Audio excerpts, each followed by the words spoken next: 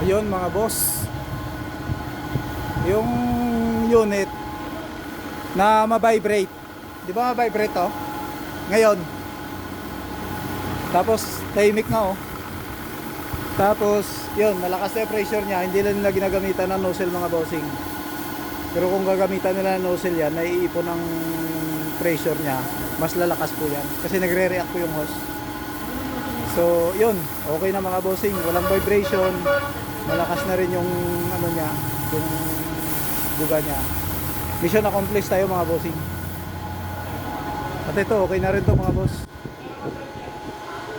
Dito sa karwas nila, wala talagang ginagamit na hose. Brad, pasuyo nga ako nito. Ha? Wala, hindi ako dala eh. Hindi ko dala. Yung dati hindi dala ko? Hindi ko dala. Wala. Hindi ko dala. Sinabi mo sana sa akin eh. Hindi, kala ko Ito.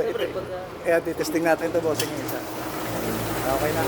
Matik na siya pagka binubuhay. Dire-diretso na po siya ang ano. Buga. Yun, okay na. Bossing! Yun. Thank you. God bless atin lahat.